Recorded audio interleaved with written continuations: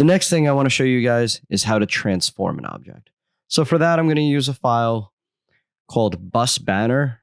It's number 3. So if you can go ahead and open that. And if you see, it's busbanner.psd. It is a PSD or a Photoshop document, meaning that I don't have to drag this one down into the doc. I can actually just double click on this because a PSD will open in Photoshop.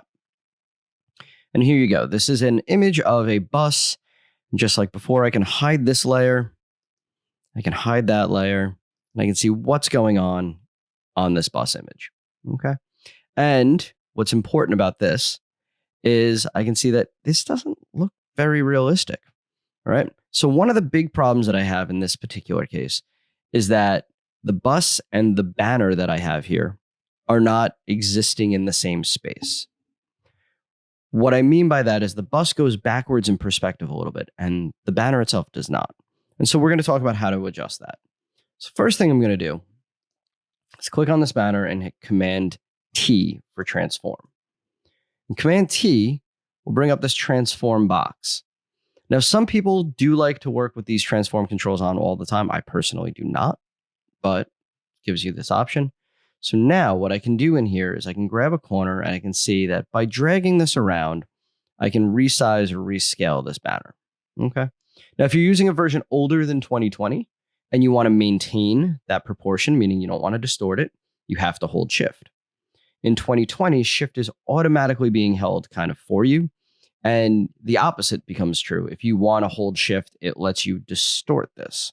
And typically, we don't want to distort photos, which is why Adobe has decided to keep that on by default, making it one less thing you guys have to think about, unless you're somebody like me who knows the program pretty well, and then it's really hard to break that habit of hitting Shift when you think you're supposed to be.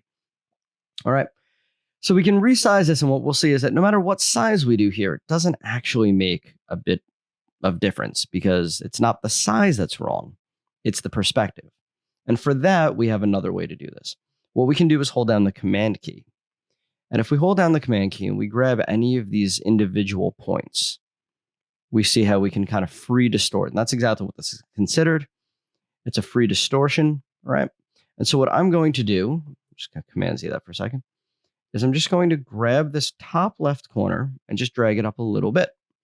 I want something to kind of measure the bus by. And so what I'm going to use is the bottom of these windows and this sort of black stripe right here. I'm going to say that those are my measurements.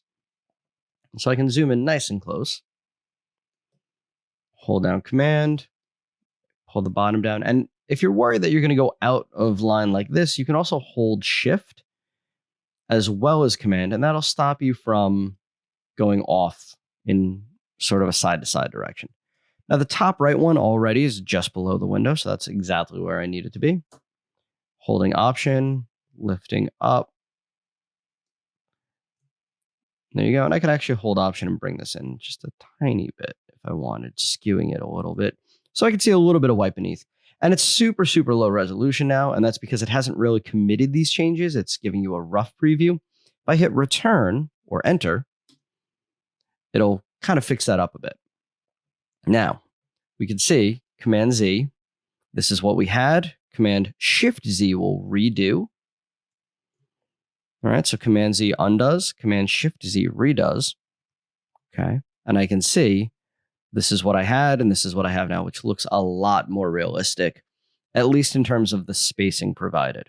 Okay, and any of these transforms, Command T gets you into the transform box. And if you decide, you know what, oh, I don't want that after all, Escape gets you out of your transform tool without committing your changes. Command T again, and I do something like this for whatever reason, I can only get out of this. I can't do anything else, can't use other tools, stuff like that, until I actually get out of that box. Easiest way to do that is just hit Return when you're done. Okay.